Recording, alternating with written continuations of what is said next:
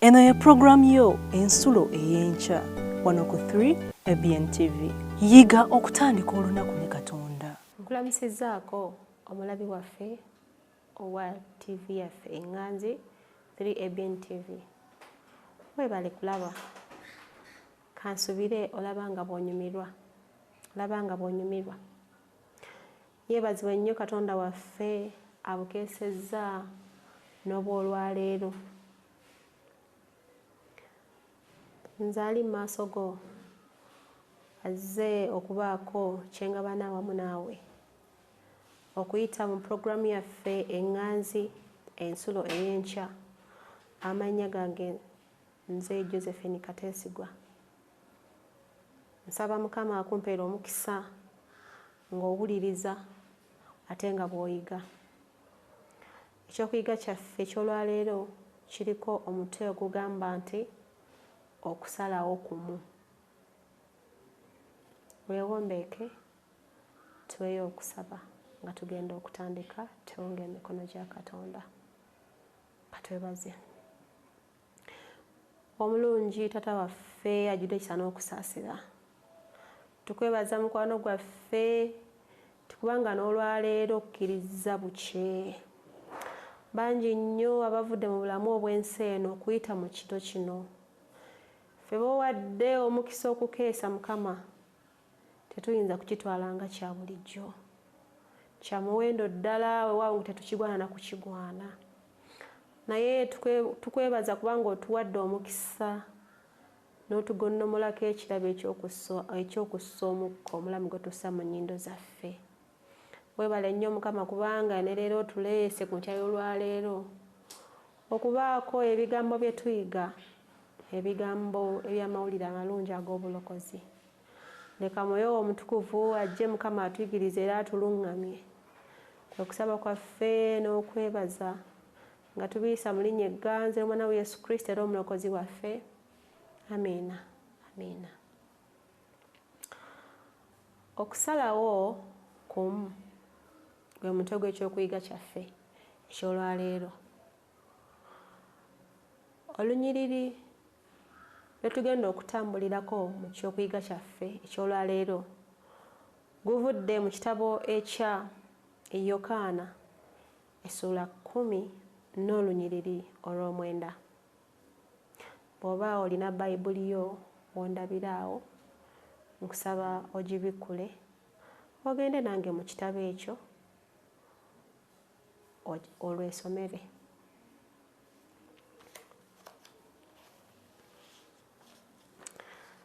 Weewaawo olw'okubanga nzikiriza ddala nti waliwo andaba essaawa naye nga talina Bayibuli mu ngalo ze, nja kusaba tusomere wamu. Era wagamba bwe wati nti nze mulyango, omuntu bw'ayingira mu nze alirokoka, aliyingira alifuluma, aliraba eddundiro. Ani atugamba nti ye mulyango era aliyingira alirokoka? Si mulala ye Kristo waffe omulungi. Akugamba nti ye gwe mulyango, bw'okkiriza n'oyingira mu ye ojja kulokola obulamu bwo. Naye bw'onooba tokkiriza kuyingira mu ye ojja kubuuza obulamu bwo emirembe n'emirembe. Si kyenkusabira nno. Nkusaba weekwate Yesu Kristo kubanga ye gwe mulyango ogututwala mu bulamu obutaggwaawo. Weegabanire ku bulamu obwo obutaggwaawo. Mukama akumpeera omukisa. Katulabe omuwandiisi waffe, omuwandiisi w'ekyokuyiga kyaffe eky'olwaleero kyatuwandiikidde. Twongere okulaba okusalawo kumu kiki kyekutegeeza? Kiki ekiri mu kusalawo okumu? Okusalawo okumu kye ki? Omuwandiisi atandika agamba mu 1914 okumpi n'olutindo Latin Bridge mu Sarajevo awali ensi kaakano eyitibwa Bosnia ne Herzegovina weewaali ekikolwa ekibi ennyo ekyakolwa omulenzi Ombosania ow'emyaka 19 egy'obukulu ekyakyusa ebyafaayo by'ensi ng'omu ku kitundu eky'eggye ekkessi eryefunyirira mu kuggya eggwanga lya Bosnia okuva mu bufuge bwa Austro-Hungary. Principal yakuba amasasi era n'atta omulangira Franz Ferdinando alindiridde okulya obwakabaka bwa Austro-Hungary ko ne mukazi we Sophie omumbejja we Hornburg. Ekikolwa kya principal eky'obutemu ekikolwa kya principe eky'obutemu kye kiteekebwako okubanga ye mmanduzo ewaava Ssematalo ow'olubereberye. Singa Franz Ferdinand teyattibwa kyansonga okuteebereza nti Ssematalo ow'olubereberye teyandibaddewo. Mu ngeri y'emu Adolf Hitler singa teyalondebwa mu buyinza Ebugirimaani ebikolobero by'ekittabantu tebyandibaddewo. Ensi leero yandibadde ndala nnyo wabula olw'ekikolwa ekyo ekimu eky'obutemu. Omuwandiisi agenda mu maaso ng'atugamba nti ekikolwa kimu kivaamu ebirala 1000 nti oyinza okukola ekintu kimu oba ekikolobero kimu naye ne kirandirwako ebintu ebirala ebibi ebingi. Oyinza okugenderera okutta omuntu omu naye omuntu omu oyo gosse oluusi nga tomanyi buzito bw'abadde azitowa. Kati bw'amala okulangirirwa ensi nemanya nti yattiddwa ne kuviirako ate olutalo oluyinza okuviirako abantu 10,000 okuviirwako obulamu bwabwe olw'ekikolwa ggwe ekimu kye wakoze eky'okutta omuntu omu.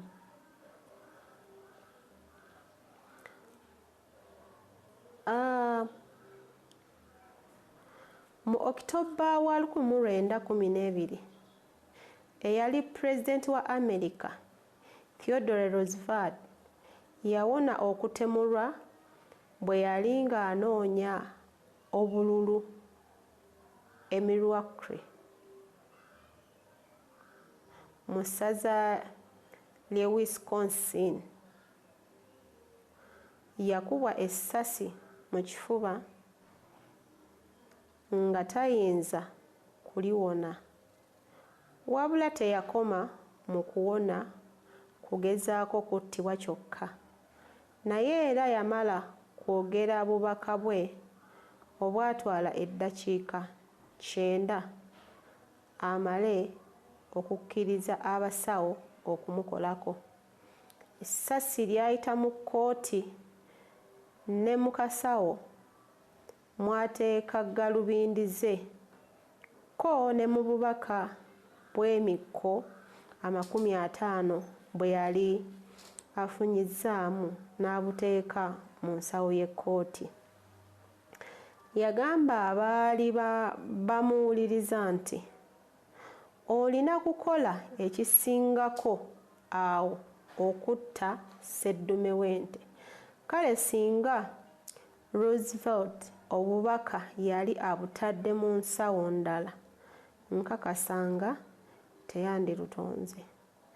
Buli muntu alina omukisa okubaako ne kyasalawo ekiriyinza okukyusa obulamu bwe bwonna buli lunaku olujja. Nti buli muntu, nkaddamu, buli muntu alina omukisa okubaako ne kyasalawo ekiriyinza okukyusa obulamu bwe bwonna. Okusalawo kumu. Okusalawo k'osalawo mu bulamu bwo kulina ebitundu 100 ku kinnaakyo bye kuyinza okukola mu bulamu bwo bwonna. N'olwekyo osaanye weegendereze ng'okola okusalawo. Ye bannaffe, bwe tuba nga tukizizza mu bulamu buno, bwe tulwanirira buli omu okutuukamu, kusalawo ki gwe ndaba kw'osazeewo okukola? Kubanga olina obuyinza bwonna obusalawo okulokola obulamu bwo oba okububuza. Gamba singa osalawo okusalawo okulungi okw'okwetwalira Mukama waffe Yesu Kristo okkiriza obulokozi bwe, n'owonya obulamu bwo. Oba okulaba nga gwe tebikukolera makulu, tebirina kye bikugasa, n'osalawo okubuza obulamu bwo bwonna emirembe n'emirembe. Tweyongere mu maaso, omulabi wange, tulabe.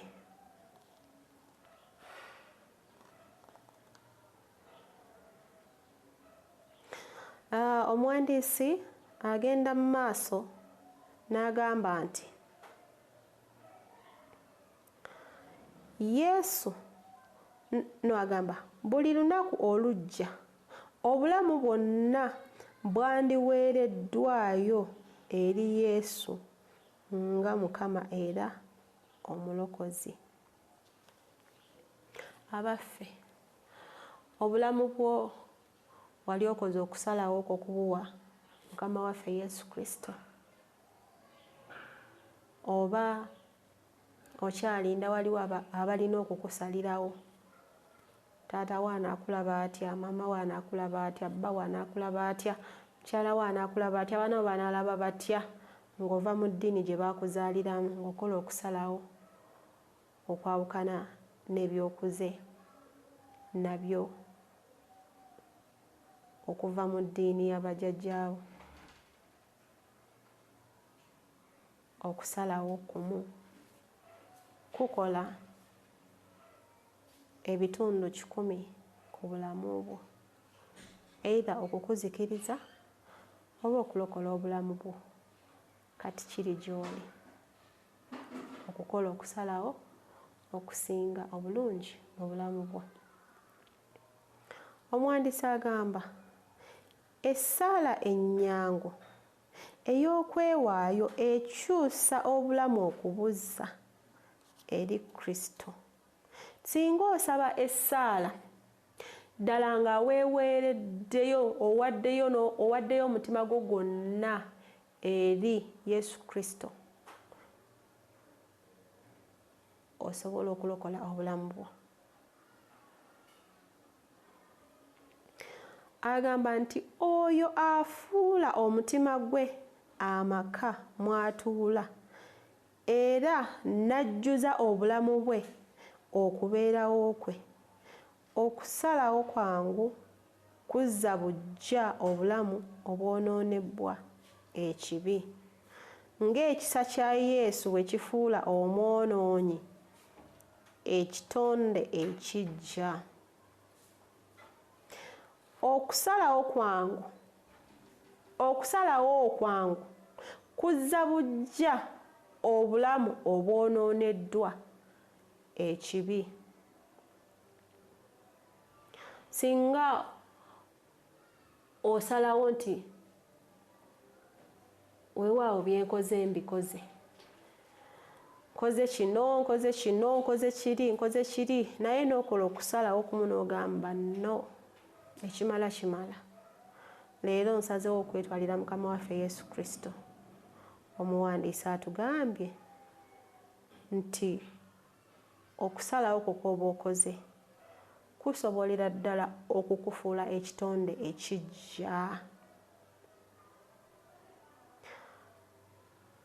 Mu Bakolinsi ekyokubiri essula 5 olunyiriri olw'17 osangayo ebigambo bino ebizaamu essuubi.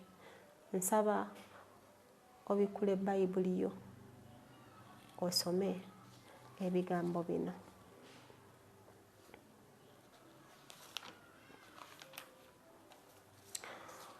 Bakolinsi ekyokubiri ssula 5 olunyiriri lwa 17 wagamba bwe wati: omuntu yenna bw'aba mu Kristo kyava abeera ekitonde ekiggya. Eby'edda byonna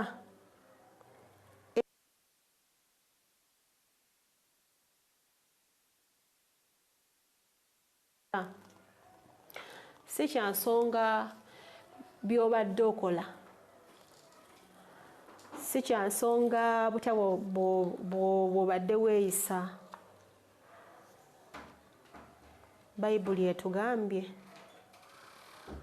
nti bw'osalawo n'owaayo obulamu bwo eri Yesu Kristo ofuuka kitonde kiggya. Eby'emabega byonna bye wakola byerabirwa n'ofuuka muntu muggya. Nsaba Mukama akuwa omukisa ng'okola okusalawo kumu okwo kugenda okukufuula ekitonde ekiggya mu Mukama waffe Yesu Kristo. Agamba nti Yesu bw'alikomawo ensi erigabanyizibwamu ebibinja bibiri,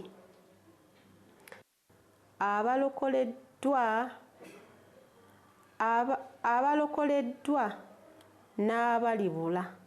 Kale singa basalawo buli mwoyo ogwabula gwandirokoleddwa, okusalawo ku lwa Yesu kukyusa ekkubo ly'obulamu bwo. Okusalawo kumu kuyunga omwonoonyi ku Yesu emirembe gyonna.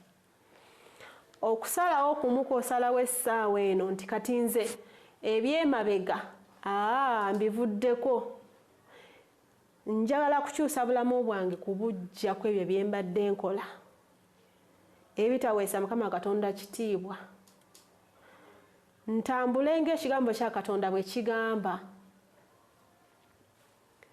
nve mu kwerowoozaako, nve mu masanyu g'ensi, ntandike okutambula nga Mukama Katonda bw'ayagala.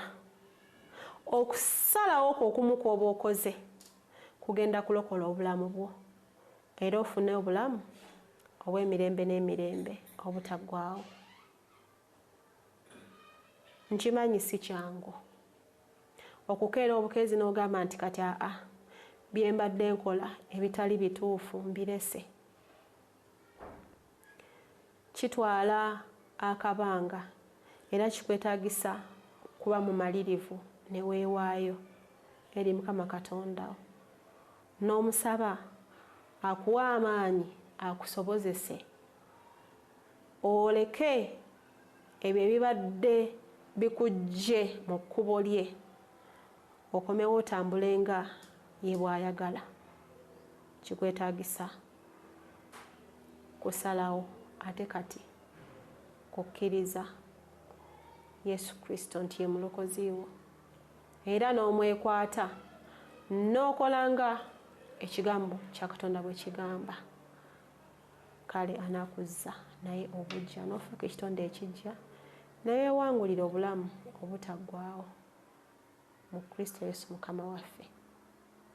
Mulowooza nnaasukkawo awo leero okuggyako okukusabira Mukama Katonda akukwatireko byonna ebirabika ng'ebigaanye, akusitulireko, akusobozese okuba ng'owangula obulamu obutaggwaawo nga weetwalira Yesu Kristo okubeera omulokozi wo, kolokole obulamu bwo. Nsaba Mukama akunjagalire ennyo era akumpeere nnyo omukisa. Neesunga okukulabako gwandaba nga tuli mu ssanyu liri ery'olubeerera. Nzikiriza mpeeyo okusaba olw'ekigambo kya Katonda kituvaamu, ate mponge n'olunaku lwaffe luno lutandise mu mikono gya Katonda, alutuweeremu omukisa. Weewombeke tuweeyo okusaba. Weebazibwe nnyo Katonda waffe ow'ekisa, kubanga otuwadde ne leero omukisa weewaawo. Tuyize ku kigambo kyo Katonda waffe nti okusalawo kumu kusobola okukyusa obulamu bwange nze omwonoonyi n'enfuuka kitonde kijja mu Kristo Yesu Mukama wange. Mukama, tumanyi ng'oluusi okusalawo kuno tekubeera kwangu, okuleka amasanyu g'ensi ge tubaddemu, kubanga ekyamazima si byangu, naye mu maanyi go tokkiranga ojja kutusobozesa. Nga tukola okusalawo oyo yonna gye tubeera, Mukama katulondewo okusalawo okulokola obulamu bwaffe. Njagala okuleeta mu mikono gyo omulabi wa 3ABN TV yenna gy'ali, Mukama ng'alaba ebigenda mu maaso, ekigambo ekyogeddwa eky'okusalawo kumu. Oba oli awo nga munafu awulira ebintu by'okusalawo si byangu, akyanafuye, akyebuuza ekyokusalawo, Mukama nkusaba omukyalire, muwe amaanyi era omusobozese okukola okusalawo okwo kumu okunaalokola obulamu bwe. Wa omukisa buli muntu alaba TV eno, wa omukisa abagikolamu, wa omukisa bannannyini baayo, wa omukisa buli muntu akola kyakola kyonna ku TV eno okulaba ng'abunyisa omulimu gw'ogw'enjiri, ng'abunyisa ekigambo kye eky'obulokozi, amawulire ag'obulokozi buli omu Mukama okugeetwalira, okuva mu nsi eno ejjudde emitawaana, Mukama okwetegekera obulamu bwe obutaggwaawo. Beera awamu naffe ero ne bulijjo kubanga tukwetaaga. Kwe kusaba kwaffe awamu n'okwebaza nga tubiyisa mu linnya egganzi ly'omwana we Yesu Kristo era omulokozi waffe. Amiina, amiina. Omulabi wange, nkwagaliza olunaku olulungi, tusisinkane nate omulundi omulala. Mukama akumpeere omukisa. Bye-bye. Yiga okutandika olunaku ne Katonda. Olwo nno ebisuubizo bye birabike gy'oli.